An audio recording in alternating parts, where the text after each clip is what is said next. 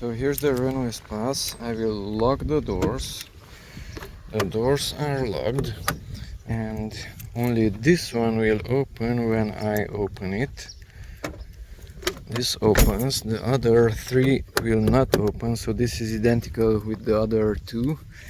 Okay, and one trick to open those doors also, you get in here and you push the left side of this child protection button, and this opens the rest of the doors and you can open it. If you push it on the right side, it's locked again.